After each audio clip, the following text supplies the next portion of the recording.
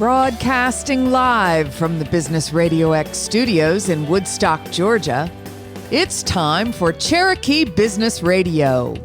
Now, here's your host.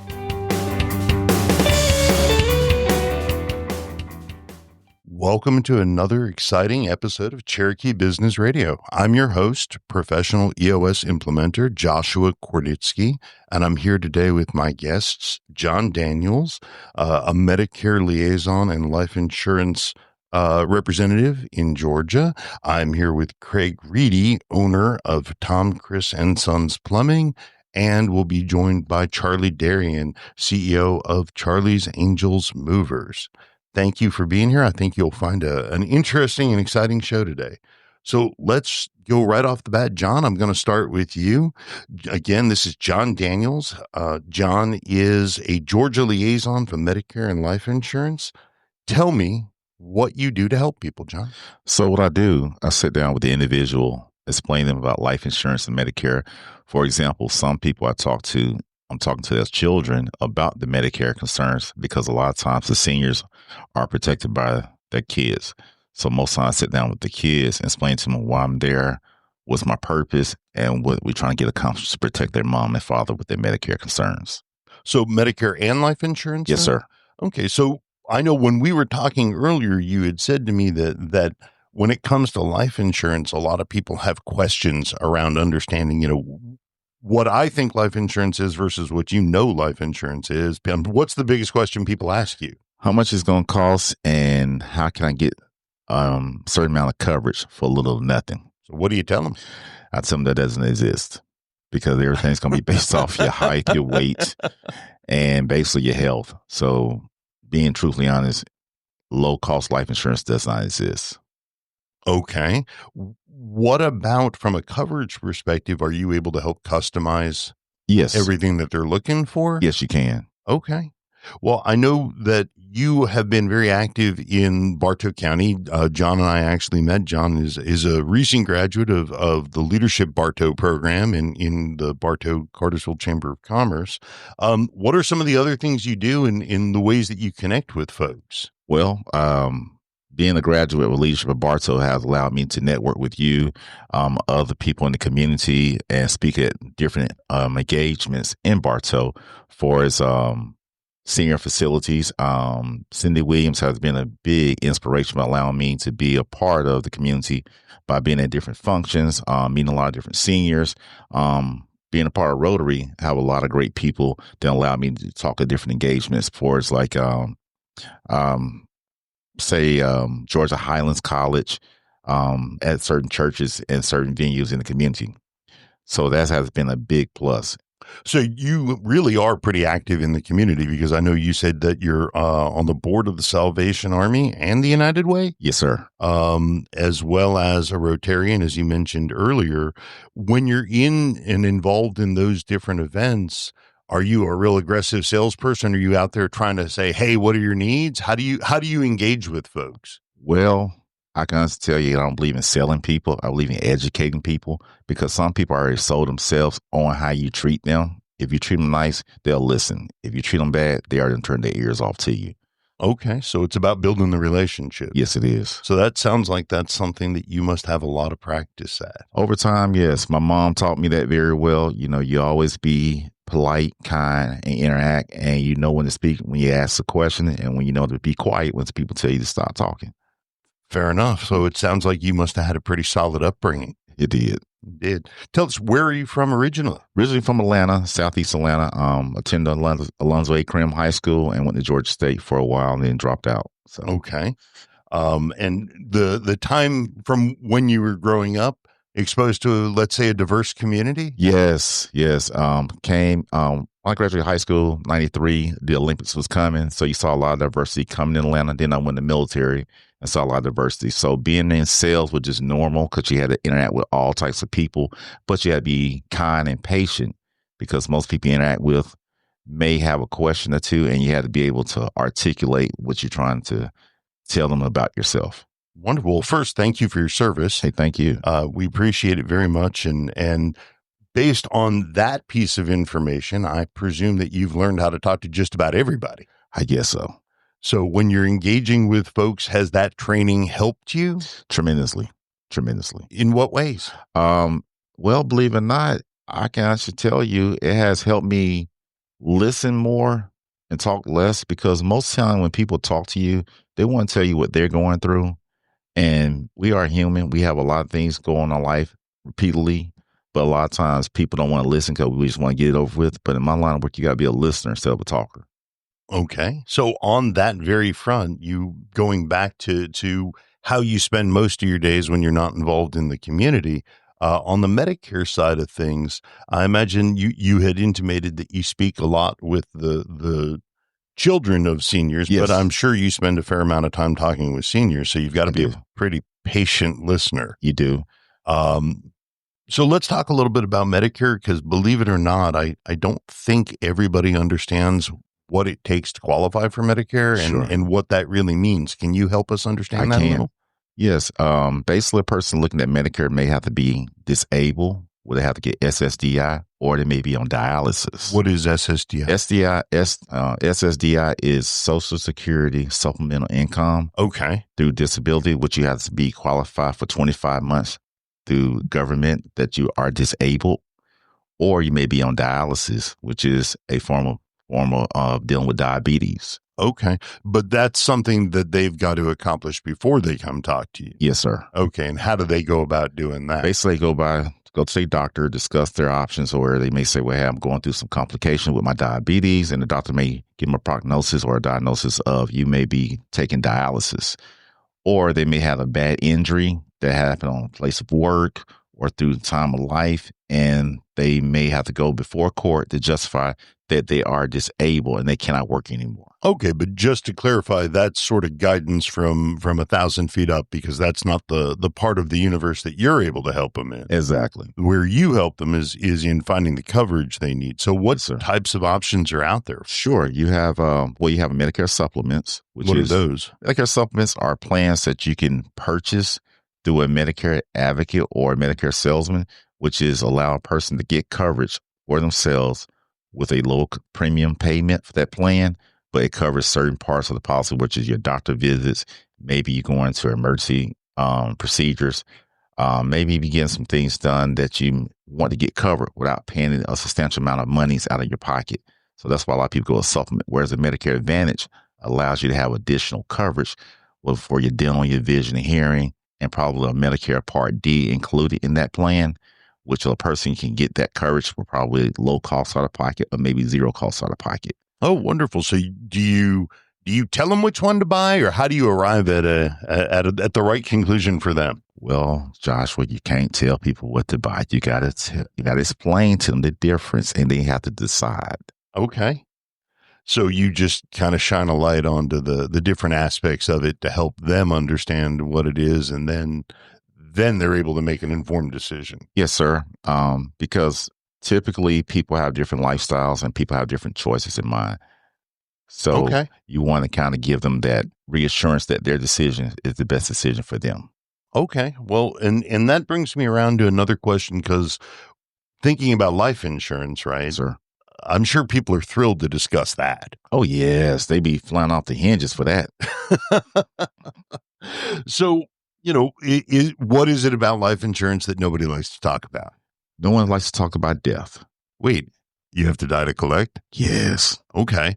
So how do you handle that? Typically, you just want to just sit there and listen to people, because everybody has something that's very close to their heart, and people want to talk about what's important to their heart. And being our agent, you just really just try to talk to them and guide them through the process, because one day you're not going to be here and you want your family to be well taken care of, but you want someone you can trust to help your family through that process.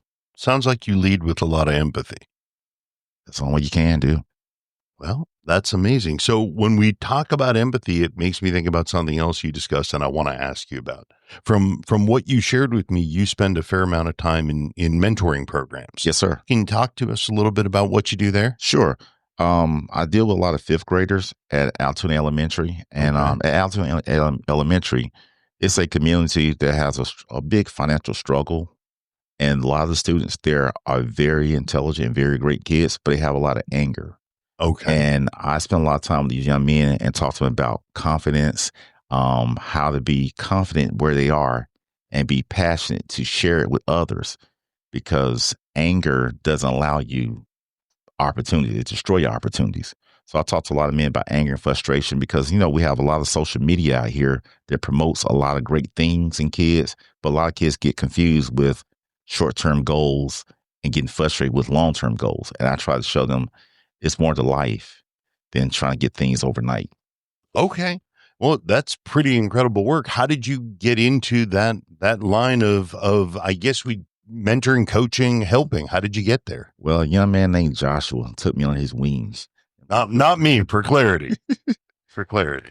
Well, I got into it, believe it or not, by just being a part of Bartow County community. Okay. Bartow is a very great community, and they see something in you, they'll grab onto you, and they will not let you go. So a lot of people talked to me highly and told me I should be getting involved in mentoring. Well, I'm glad you have, and you clearly are making a difference. And all of this is really a nice way of kind of building the use case to say that John really goes out of his way to engage at every end of the spectrum. And that's really where the trust is built from. So I know that you're involved with a great number of different community activities. You had shared with me, I think, is there a golf tournament coming up? Yes. On May the 5th, we're going to have it at the Country Club of Cartersville. We will have that for a United Way and recognizing Rick Mason. He was a part of United Way. Okay. And he passed away some years ago. So they built this in the form of him. So we will have that on the 5th of May. All right. And then we have a clay shooting. That was the next one I was going to ask about. Yeah, we have a clay shooting on May the 9th. And one of our good friends, Stephen Powell, passed away in a plane crash last month. So we're going to recognize him there. Oh, goodness. Yes. I'm sorry for that loss. Well, great. So you've got a couple of different events coming up to honor some incredible folks. Yes. And let me ask you this, because I try to always come to a close with a question that makes people think a little bit. What's one mistake you made that helped shape who you are, that got you to where you are today? I would say being disobedient to my mom and father. That was the mistake you made. Yes. And what did you learn? I learned how to go back and apologize because they're still around. Because I look at a lot of people, like I deal with a lot of seniors, a lot of people don't have their children, and a lot of kids, as I mentor, make a lot of mistakes, and then they regret when they get older. So I'm glad I still have my mom. I'm glad I'm out here helping young men and young ladies to be better people in the community. That's incredible, John. Thank you for sharing your story. Now, if somebody wants to get a hold of you, we'll have all that information on our website. But what's the best way to reach you? You can reach me at my cell phone number, which is 470-309-3106. Or you can reach me at my email address is wesley.daniels74@gmail.com. Wonderful. Well, thank you again, John Daniels, Georgia Liaison for Medicare and Life Insurance. We'll have all John's information posted. As soon as the podcast goes live, you'll have it there to grab. Thank you again, John. And from there, let's switch over to Craig Reidy. Craig, thank you for being here. Craig Reidy is the owner, along with his brother, of Tom, Chris & Sons Plumbing.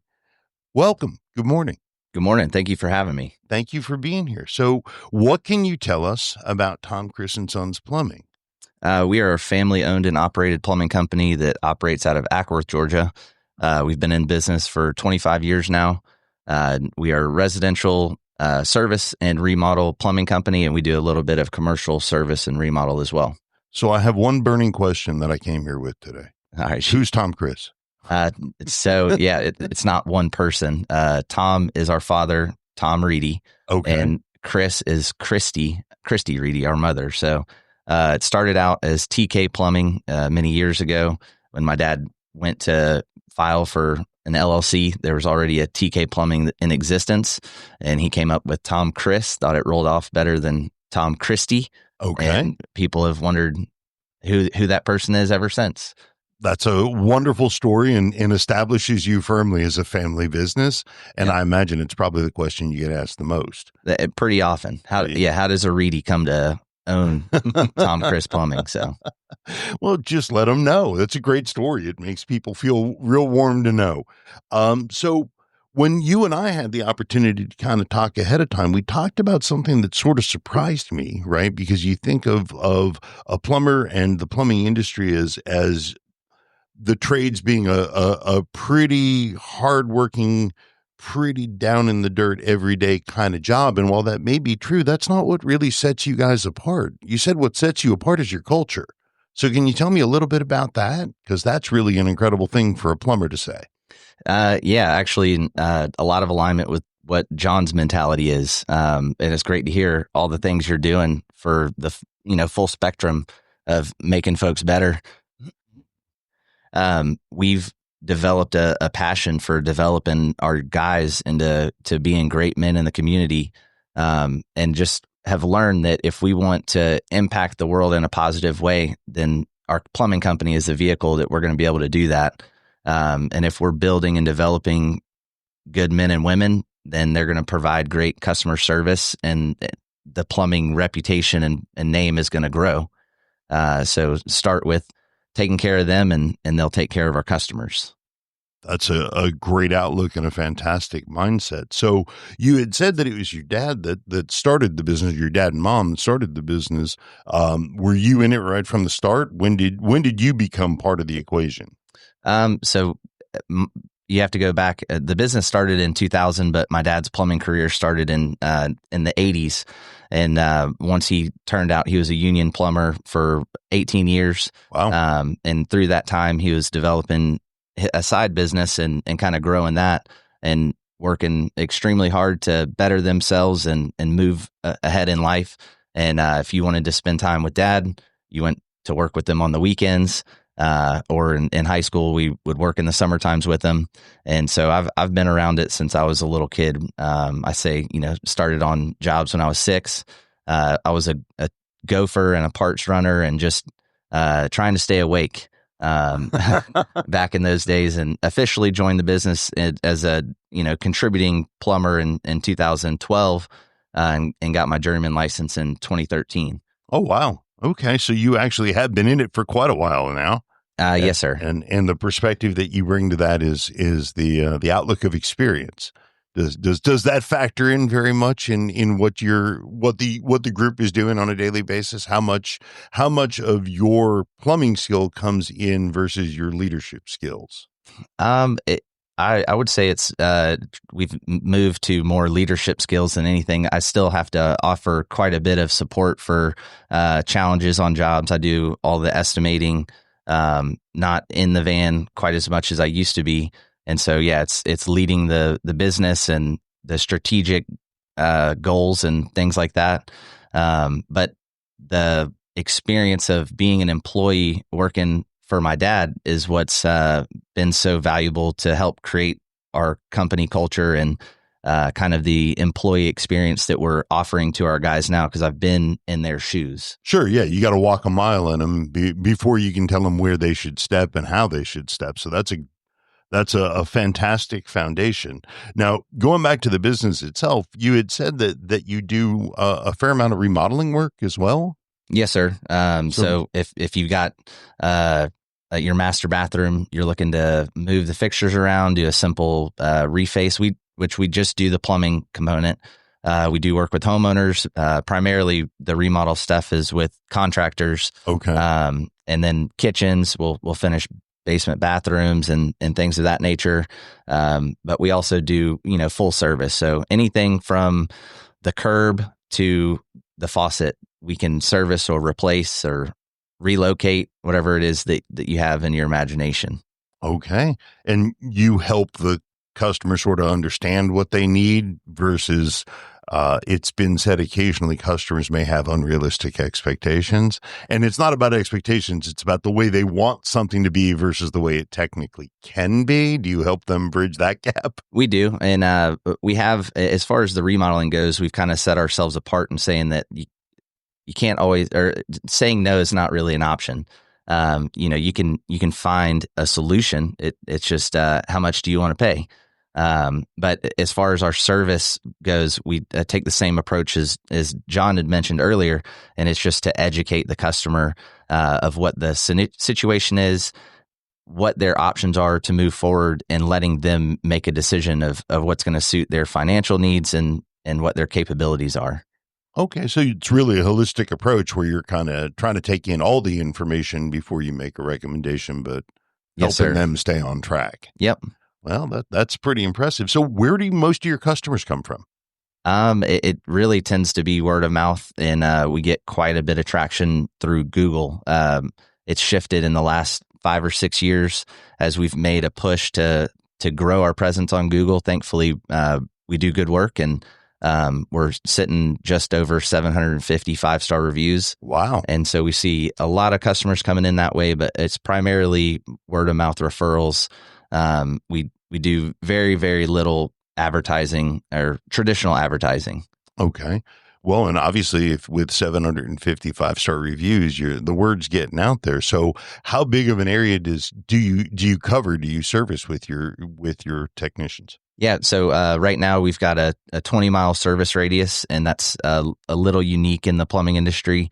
Most of the time, you go where the jobs are. Sure. So, why only 20 miles? It just ends up leading to more efficient scheduling. It's a better quality of life for our employees. If you're not having to sit in an hour of traffic every morning and every afternoon, you're going to be a happier person. And if there are issues that arise, they're right down the road. We can go and get those things resolved quickly. But the work is around us, and so we're trying to concentrate our efforts there. And it holds you accountable. If you're going to, saturate an area, you've got to provide great service, and you can't afford to burn bridges. So, well, sure. And 20 miles is a relatively small footprint in some place the size of even Metro Atlanta. So, yeah, I imagine if you burn a bridge there, it'll haunt you.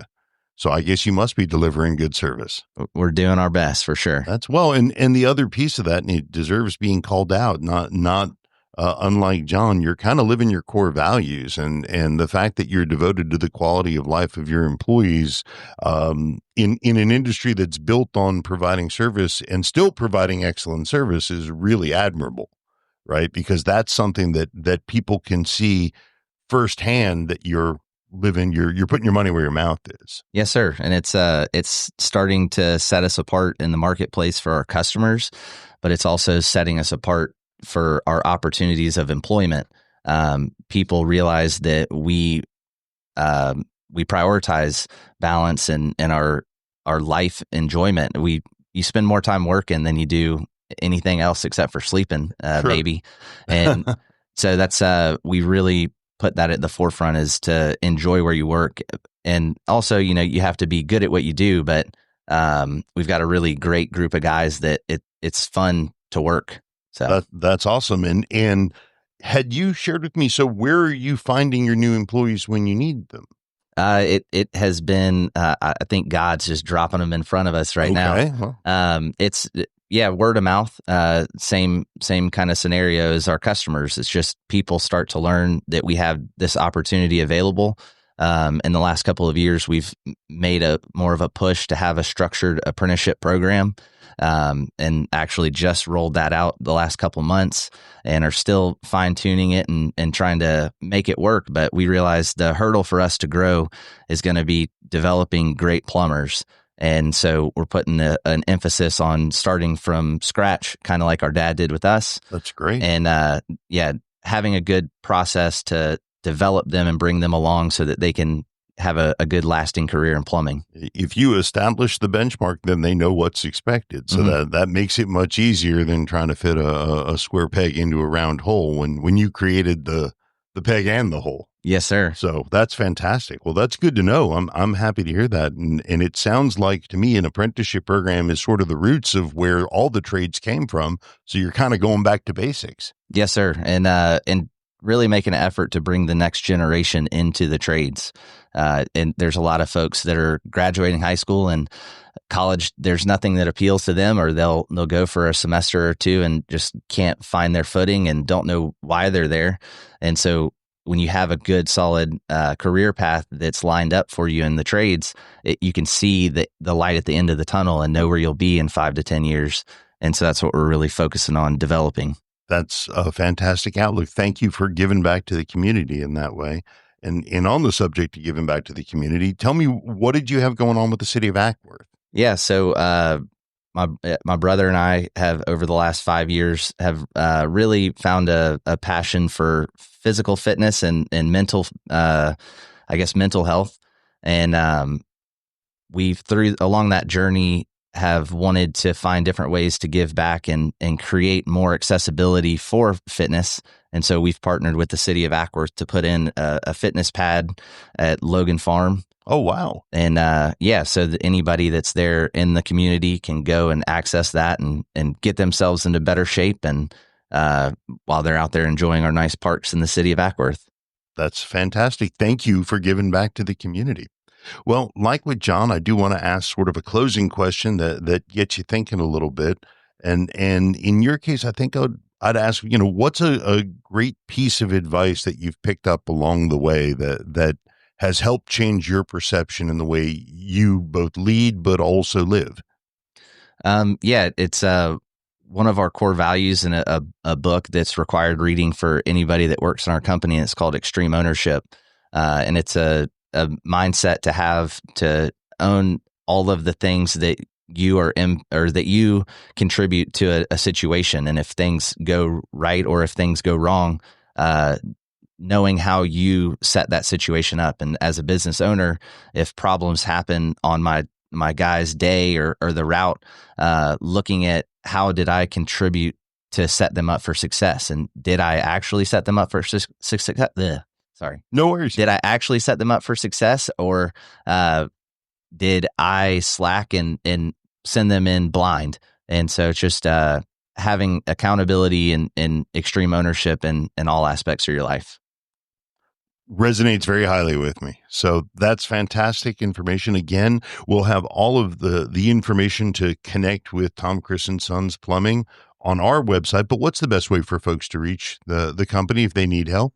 Really, it's just call the phone number 770-529-0799. And you'll get a hold of Maggie. So, okay. Well, thank you again, Craig Reidy, owner along with his brother of Tom, Chris & Sons Plumbing. I appreciate you sharing your outlook and your perspective. And that brings us to our final guest of the day, Miss Charlie Darrien, CEO of Charlie's Angels Movers and Charlie's Angels Movers Charity Truck. Charlie, welcome to Cherokee Business Radio. Thank you, Josh. Thank you so much. Thank you for being here today. You are involved with a great many things. Can you tell us a little bit about it? Where should I start? Yeah, I have a few things going on. So give us the list. Okay, the list. Starting with the moving company. So a long, long time ago, back in 2013, I started a moving company. The short of it is I got passed up on a couple of promotions in corporate America, 6 months apart. That was kind of the kickoff to me going home and saying, I need something else. I need to figure something else out. This is obviously not going well. So God put it in my head. The idea was born. I started searching moving companies, realized that it was a broken industry in a lot of ways. And I thought I could fix that and have impact there. And so it was born. And that was 2013. 2013. 2013. Well, you certainly seem to have made an impact. I think that we pride ourselves on changing the standard in the industry. So just leveling up the industry as a whole, at least in the community that we all work, play, and live in, which is Ackworth. So what's the Charlie's Angels Movers Charity Truck then? So that was just started from a lot of clients when they're moving. There's at least a handful of things that they never want to take with them. Upright pianos is a good one. You must have a lot of those. a lot of gym equipment is another one that clients are They're perfect for hanging clothes on. Yeah, that part. So they don't want to take those things, but now word's caught on, so they'll donate anything that they just think is a usable piece of furniture. We'll gladly take that. I sell it for a small profit on various, platforms and sites. And then 100% of that profit goes to my charity, Charlie's Angels Movers Charity Truck, which is just helping people in Ackworth in various capacities. That's fantastic. Wow. That's also giving back to the community. We lucked out today and have 3 incredible guests that are all giving back. Thank you. Thank you. We appreciate it. So when you and I were talking, though, taking a little bit of a serious turn, you shared with me something that also recently made a really big impact on you with the Ackworth Police Department. You attended an event. Yeah. So, and I would say bigger impact. I have been supporting in some capacity sex trafficking, human trafficking for at least 12, 13 years as I go back in my memory. But I attended a 3-day seminar that was taught by Dan Nash. It was actually out by Hartsfield Airport. Okay. And so it wasn't Ackworth Police Department, but I immediately came back, set up a meeting with the chief, which I think we talked about. We did. And said, like, how are we managing and handling all this? And just like let me in a little bit. But through the seminar, that was a 3-day seminar, I just really learned a couple of things. So I thought I understood, and I thought I knew how glaring and just how massive of an issue this was. And I just didn't know. So even though I had been supporting it and been advocating for this cause for a long time, my eyes were just really opened very wide by learning through that seminar in a very random way that one of the massage parlors that I've personally been dealing with for the last 3 years is in this human sex trafficking industry. And it's not Atlanta that we're pointing the finger at anymore, right? It's closer to home. It's in Kennesaw off of Barrett Parkway. So I was so rattled by that and just so disturbed by that I felt like immediately just drawn to what am I doing about it on the whatever small platform that I have, like where can I start? So I just kind of started and been talking with Ackworth PD now and Dan Nash, who was the presenter of the seminar, about just bringing a couple things together as far as educating people. I think that's the big piece that's missing. Well, sure. People don't know. And please keep us tuned in, because we definitely want to help fight against sex trafficking and human trafficking in any regard. And thank you, we're Josh. happy to put a spotlight on that. I will. Not to go from the darkness into the light, but just to keep the conversation moving along. You also shared with me that you are now in the car business. Well, so how did this happen? I would hire employees. Like 1 in 3 of my employees that I would hire wouldn't have vehicles. So I thought, but don't you have a family? You have kids? You have a wife? Like, how are you even navigating around? I mean, how are you just making this work? And it seemed like just a struggle that, could I fix this? So I thought, how hard is it to just get my dealer license? And it turns out it was really hard. It was just like starting any other business. I don't know what I was thinking, that it was going to be like, less, or I don't know what I had a thought about. But you got it done. But I got it done. And then I started selling cars to my employees, and then it turned out a lot of people wanted to buy cars from me. So Charlie's Angels Chariots was kind of something that I was working on as an additional stream of revenue. That's fantastic. And does it have a physical location, or do they just reach out to you? So I have 26 office spaces actually in my office building that's right across from Ackworth PD in Ackworth. So it has an official office space in my building. Fair enough. Yeah. So the easiest way to find out about that is just to reach out to you? Yeah. You could, Charlie's Angels Chariots used car sales, or Charlie's Angels Movers. You could contact me a few different ways. All right. So we'll definitely revisit that before we say goodbye, but we have more questions to go. I understand that your family's in the music business. We are very musically inclined people. My son, Dane, that's his name, but that's also the stage name that he's choosing. So he's been stepping in. We've been stepping in pretty big rooms since he was 14, actually. So American Idol when he was 14. Oh, wow. Flown us out. Warner Records has flown us out to LA for a listening party. Last couple of weeks, he's been in the studio with Jermaine Dupri, which has been pretty exciting and pretty cool since I grew up listening. That's really cool. And loving Jermaine Dupri. So we are fingers crossed and thinking that he's probably going to launch into the music industry in a pretty big way and hopefully be one of the biggest stars to come out of Ackworth, Georgia. That's fantastic. We wish him nothing but success and luck there. Thank you. So turning back to Charlie's Angels Movers, where it all began, right? What, as silly as it sounds, how does it work? How do people engage with you in order to understand what needs to happen? Because you said you wanted to kind of fix a broken industry. What are you doing to help? Yeah. So it starts at the intake or the phone call, right? We're consultants. So we're your moving guide, we're your moving consultant, we're your friend and your partner in this move. People don't always have a understanding that at the level of stress that moving is, it's one of the top 5 stressful events in like people's lives, up there with divorce, death of a loved one. Like people are literally categorizing planning a move with just high stress levels. Sure. So the idea is, going back to our tagline, we're here to make your move a heavenly experience, right? Like we want to take all of that stress off of you, eliminate all of that stress, talk you through everything, kid gloves, hold your hand, be everything that you need from a consultant every step of the way. Packing, loading, unloading, unpacking, local, national, take you anywhere you want to go.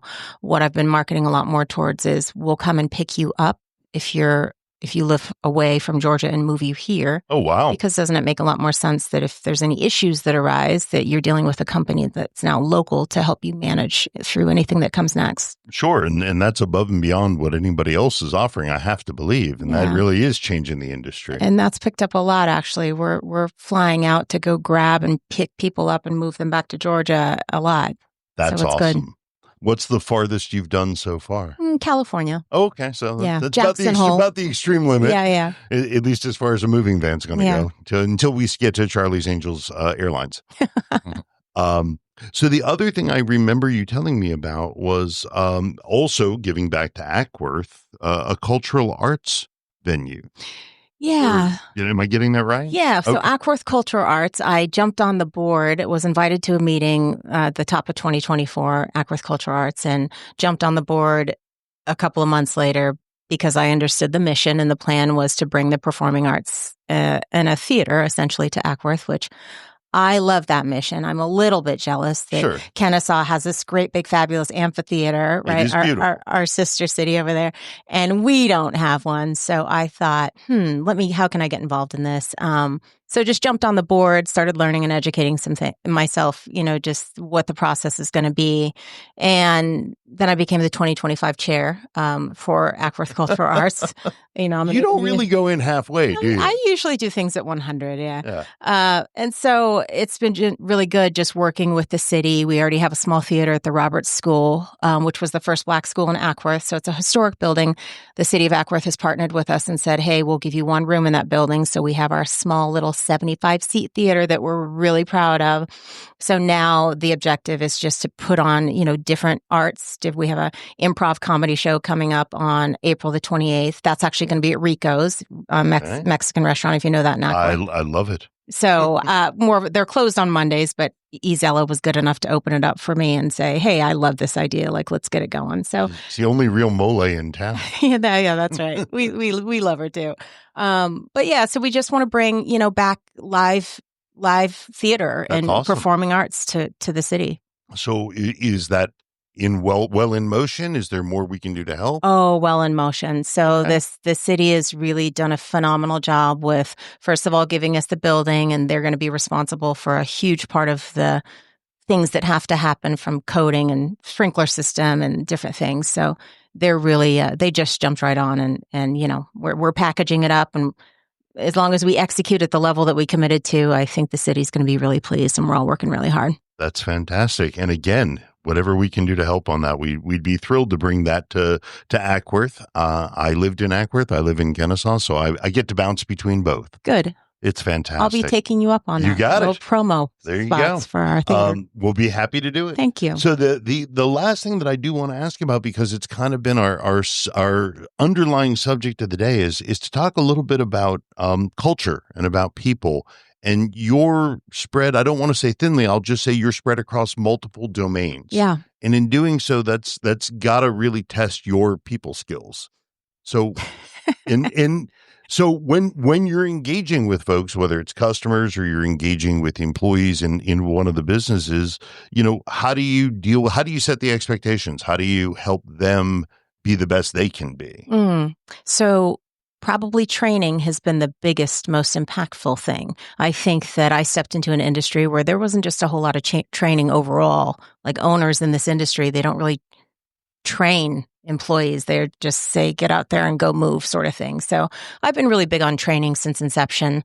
My team of 25 men will meet at least once a month in my office, just get on one accord, or, tell me what I've done to make you mad recently, or whatever we want to talk about. Let's just talk about it now and openly and candidly so we can move past it and get back to work sort of thing. But I think, from a culture standpoint, the expectation is great and the level is high, and anyone that's ever worked on my team understands that it's not your average moving company in that capacity. The expectations and the responsibilities are all taken very seriously by everybody across the board. So there's nothing less than that, essentially. That's fantastic. And speaking of high expectations, with regards to the moving company, you've actually done something pretty incredible.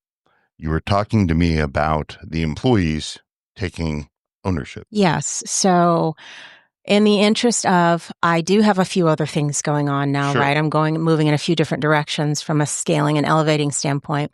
But Heaven on Earth event venues is my next passion project that's about to launch this summer. So just a venue and an event space for local people.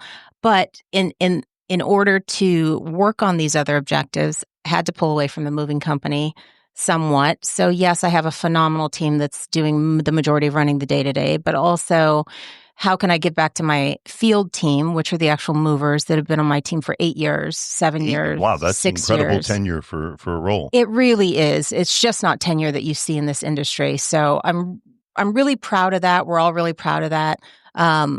It was said here that it really is about keeping your people happy. And when you do that, they tend to show up and want to work for you. But I'm giving them ownership. So I've decided it's probably time for me to sell in some capacity so I can sell. I've had a couple buyers come along and then decided if I can get my team trained and get them really in the mentality of being owners, I'm going to give them ownership. So partnering and selling to my team first is the objective. So we're going to see how that all pans out at the end of 2025. That's pretty incredible and pretty rare. I deal with entrepreneurs every day, and I just don't come across that too terribly often. Yeah. So that's really something. Thank you. So what are you working on? What's coming up as far as events or projects? You had mentioned Smoke on the Lake. Yeah. So I'm a Rotary Club member. So philanthropic work and kind of giving back to my community is really where my heart's at in all things. But I'm working at the Ackworth Community Garden. Like, if you don't know that we have a garden, then come out and volunteer there. Rotary Smoke on the Lake is coming up May 8th weekend. So come to Ackworth and taste all the best barbecue locally by everybody that's making it there. So I'll be hanging out and doing some volunteer positions there. My venue, Heaven on Earth Event Venues, launches this June. So you'll be probably seeing some bits of marketing around the local circuit with that. That's great. And what's the focus for Heaven on Earth? Venue? So photographers, so far we've done a soft launch. Photographers want to come and shoot there, but really just a full event space. So it could be a dance recital could happen out on the green, but just really anything, small capacity weddings, different things. Okay, and we'll obviously have that information on our website. But if people want to find out more, as we're probably in the thick of the wedding planning season, where would people find out about that? HeavenOnEarthEventVenues.com. That's pretty direct. All right. So I always do like to close with something a little different, and you and I had talked about sort of mental spaces, right? So what was a good piece of advice around mindset and mental spaces that you've received in your life? So many. Some of my favorites. I used to have a little Post-it hanging on my door in my 20s, in my early 20s, and I carried that same Post-it into my 30s when I would move. You become like the 5 people you hang around the most. I love that. That was important because I hung around a lot of people. I run the gamut with the company. I think that or the acquaintances that I would have. So I just had to remind myself sometimes that some people are arm's length and you keep them over here. You love them the same, but you're not sharing your day-to-day with them. So you become like the 5 people you hang around the most. That's a fantastic piece of guidance. I wrote it down myself, and I'll be sharing that with my daughters. So Awesome. Thank you. I appreciate that. You're welcome. Well, Charlie Darrien, CEO of Charlie's Angels Movers, Charlie's Angels Mover Charity Truck, Charlie's Angels Chariots Used Car Sales, and the Heaven on Earth. I was looking for it on my notes to make sure I didn't get it. Heaven on Earth events venue. That's right. Thank you for being here with us today. We'll have all of your contact information, but just on our site, but just what's the fastest, easiest way to people to get a hold of you directly if they want to move? If they want to move, charliesangelsmovers.com or 678-523-5353 is our primary number that you'll see kind of everywhere. Fantastic. Well, thank you again for coming in, all of you. John Daniels, Georgia Liaison for Medicare and Life Insurance. Craig Reidy, owner along with his brother of Tom, Chris & Sons Plumbing. And Charlie Darrien, CEO of the Charlie's Angels Movers Enterprise. Thank you. And this has been Joshua Kornitsky. I'm a professional EOS implementer. I'm also the host of Cherokee Business Radio. I so appreciate everybody's time. We look forward to seeing you all again as your projects continue. Thank you. Thanks, Josh. Thank you. Thank you.